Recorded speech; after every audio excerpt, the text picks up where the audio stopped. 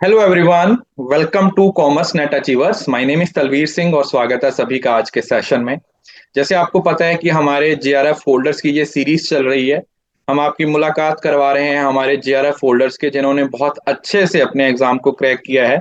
तो उसी सीरीज को कंटिन्यू करते हुए आज हमारे साथ हैं खुशबू अग्रवाल, जिन्होंने सोशियोलॉजी में अपना जेआरएफ क्रैक किया है 76% मार्क्स के साथ।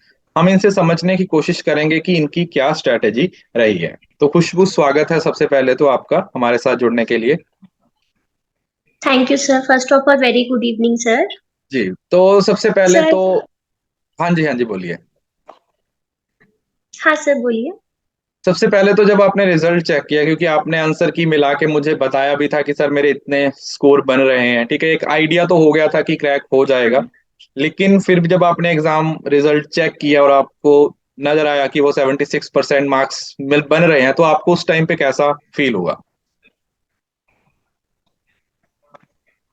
सर एक्चुअली रिजल्ट तो मेरे हाथ में था, लेकिन actual I was not sure कि ये मेरा ही रिजल्ट और 228 मार्क्स है। हम बहुत सारे स्टूडेंट्स को देखते थे कि हाँ इनका इतना मार्क्स आया है, इतना स्कोर आया है, इनका इंटरव्यू हो रहा है। सोचते थे कभी मेरा हो शायद, लेकिन सर कभी हो नहीं पाया।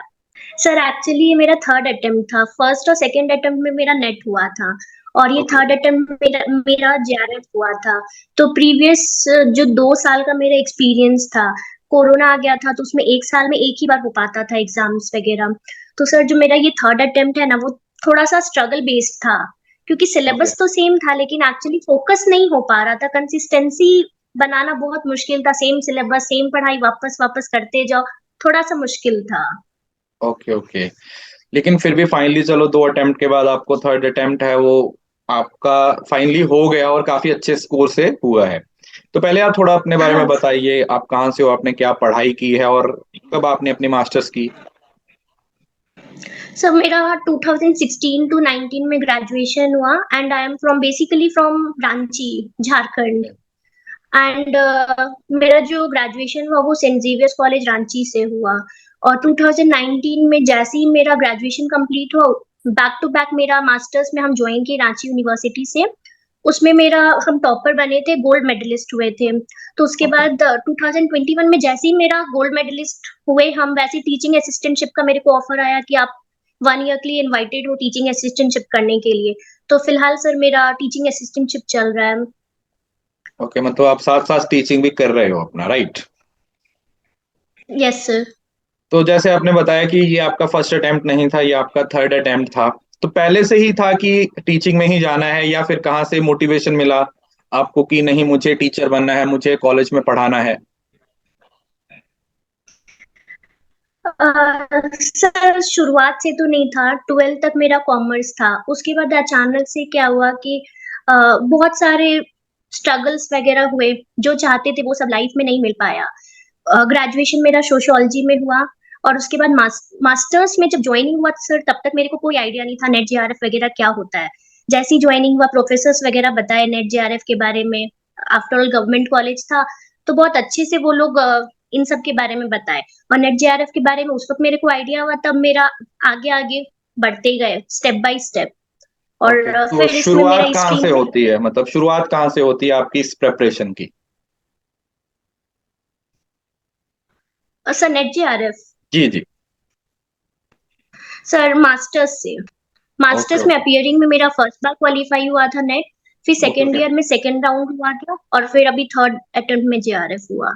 ठीक है। तो सबसे पहले हम फर्स्ट पेपर के बारे में बात करते हैं, क्योंकि आप काफी देर से पढ़ रहे हो और एक ही सिलेबस को बार बार पढ़ना भी कई बार डिफिकल्ट हो जाता है। तो पेपर वन के लिए आपने तैयारी कैसे की, और आपको क्या लगता है कि पहले 2 अटेम्प्ट में शायद आप ये चीज नहीं कर रहे थे या ये गलती हो रही थी जिसको सुधारा आपने अपने थर्ड अटेम्प्ट में और अपना जेआरएफ क्रैक किया? सर फर्स्ट और सेकेंड अटेम्प्ट में दोनों में मेरा मैथमेटिकल रीजनिंग मैथ्स थोड़ा सा वीक था। तो वो पार्ट हम पूरे के पूरे स्किप कर दिए थे। डीआई वाज गुड, लेकिन थर्ड अटेम्प्ट में मैथमेटिकल रीजनिंग पे हम थोड़ा सा फोकस किए। वो भी बेसिकली सारे आपके, जो I was a free learner of yours, और उसी पे सारा जो आपका free materials marathon classes basically उस पे बहुत ज्यादा फोकस की, और उसके अकॉर्डिंग फिर मैथमेटिकल रीजनिंग मेरा स्ट्रॉन्ग पार्ट हो गया। ओके। और जो हमारी यूनिट्स रहती हैं जैसे डीआई, तो चलो मैथ के साथ कवर हो जाएगा, पीपल और डेवलपमेंट और हायर यस एजुकेशन, ये कुछ ऐसी यूनिट्स हैं जो थोड़ा स्टूडेंट्स को स्ट्रगल देती हैं, तो उसको किस तरीके से डील किया?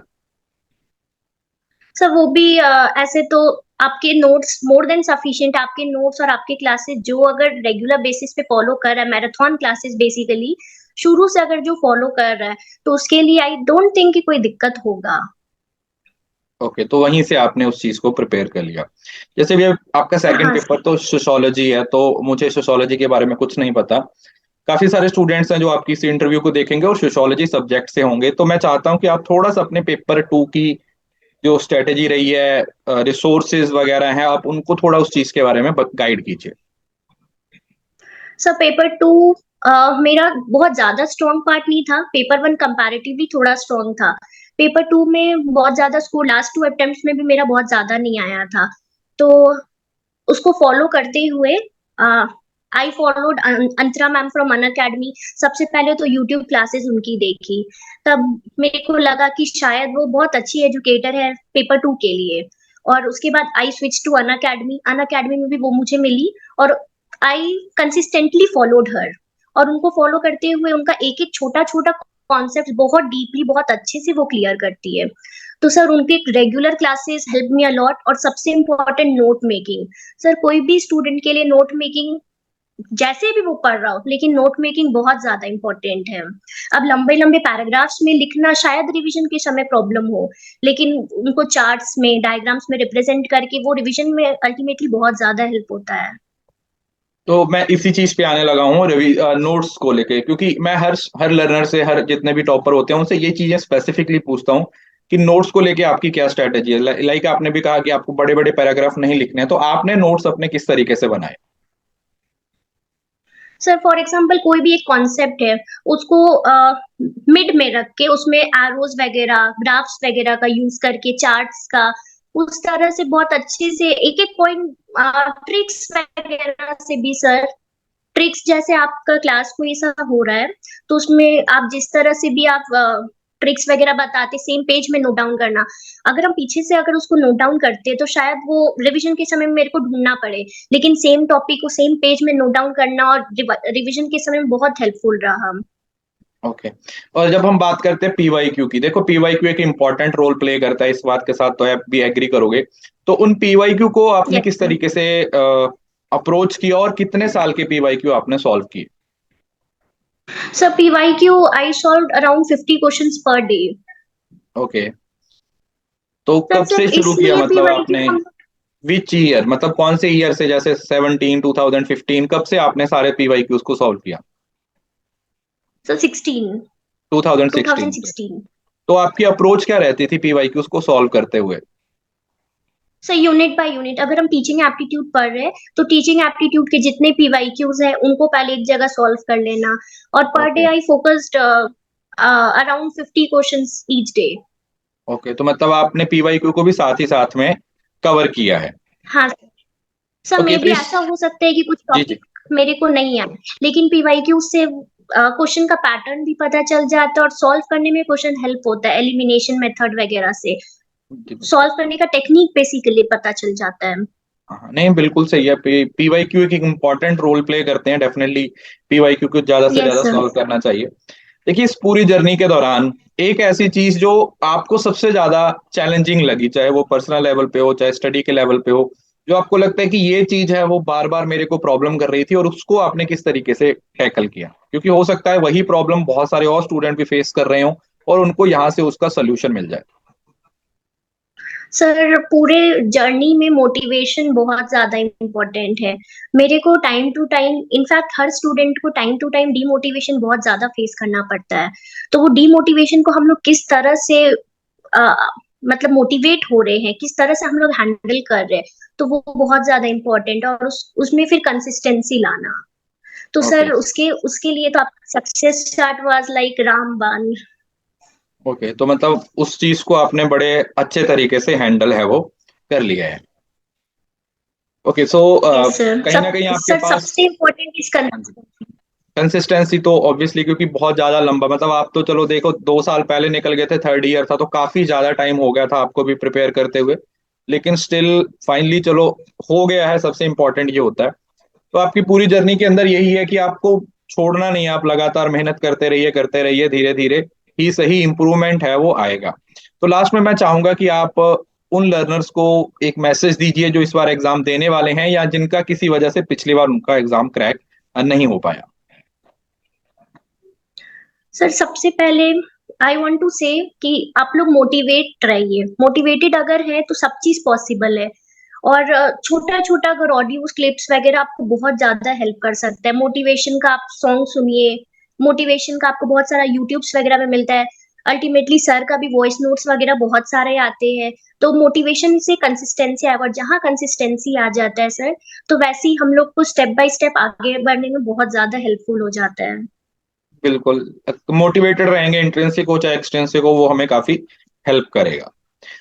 So yes sir. काफी अच्छा लगा आपसे बात करके। एक बार फिर से आपको बहुत बहुत कंग्रेचुलेशंस। काफी देर से आप मेहनत कर रहे थे और फाइनली उस मेहनत का आपको जो रिवॉर्ड है वो मिल गया है।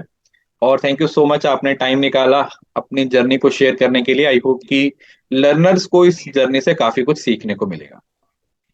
Thank you so much sir.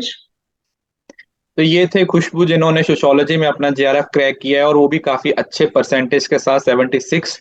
तो ये भी इनका फर्स्ट अटेम्प्ट नहीं था, इनका भी थर्ड अटेम्प्ट था।